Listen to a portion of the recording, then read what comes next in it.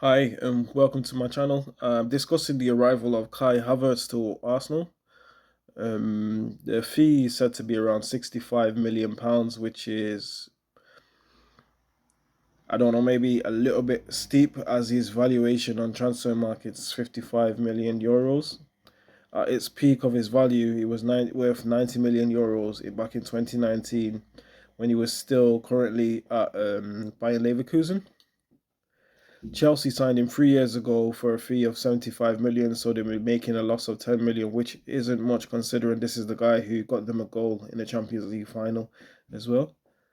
And along that season, he also had 6 goals altogether within the tournament, so that's a very good return. So it'll be a good addition for us in the Champions League games as we're back in there. In terms of just a simple profile of the player, he's 6'3". He's mainly a left footer, 24 years of age. His weak foot's also very good as well, which is good. His main position is deploying just behind the striker. So in the previous years, we've seen players like Berbatov, our very own Dennis Bergkamp, deploying that type of role, maybe even like a Wayne Rooney. So those are the players he should be aspiring to kind of achieve similar success to them. Maybe not as good as a player as they will be, but the closer he gets to them, the more it will benefit us. Yeah, so in terms of why Chelsea might sell him, there's an imminent arrival of Nkunku, who plays just behind the striker. With Poch, we saw that role do very well with Deli Ali, so I'm surprised he's actually letting go of Kai as well. Um, in terms of rumours, there was also a link to Real Madrid, so that shows that this is a player that's very much valued, and most recently with Bayern Munich as well. Um, in our system, I think the biggest opportunity he has of starting is in the number 8 role, as we've all heard that Granit Xhaka might be leaving, so it'll be perfect to deploy him in that role. This is why I think it would be a good position for him. Within judging by referencing the FB ref, I must say, he has some very good kind of statistics towards him. So he's in the top 10% of players for stuff such as passing, progressive passing, pass completion rate, ability to tackle and clear the ball as well as block. So he's a very good pressing player, or even a player good in transition, as he's able to win the ball and pass the ball very well, as well as being an offensive player. So he has the potential to grow into like a box to box role, which is something he's probably hasn't been deployed in before, but it's something that we could utilize in the Shaka role where he's very, very good at arriving in the box late, and he's a bit more technical than Shaka in terms of the ability to score goals and create. Other stuff he's done well at is aerial duels. Aerial duels is quite good. He's in the top 30% of players. In the last 2 years, only 4 players have scored more headed goals than Kai Havertz in the Premier League. His ability to run off the ball as well is very, very good. So he offers us something in behind as a striker as well. So with that, only three.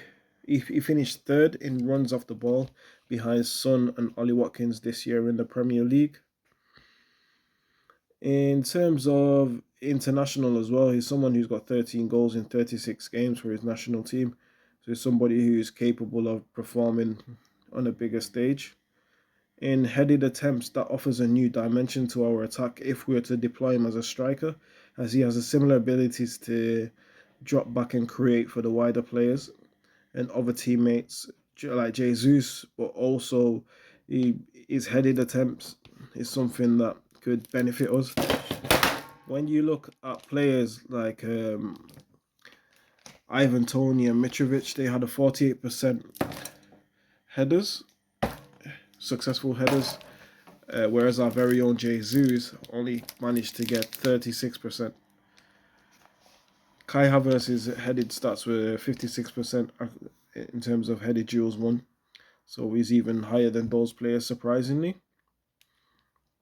His composure on the ball He's um he's surprisingly quick, and his ability to dribble also makes him a good player to deploy in the wide areas, similar to how we use Trossard. So yeah, I think he'll be a very good player for us. His stats in the Premier League might not prove that, but it's a player that was quoted as someone who could potentially be a Ballon d'Or winner. I don't think he'll be that right now, but look at Erdegaard. Erdegaard was a very young player, Real Madrid.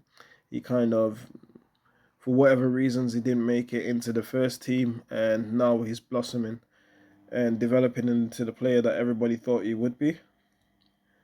At Chelsea, that's happened. We've seen that before at Chelsea with players such as Kevin De Bruyne and Mo Salah. With Kevin De Bruyne, he didn't really have a set position at Chelsea.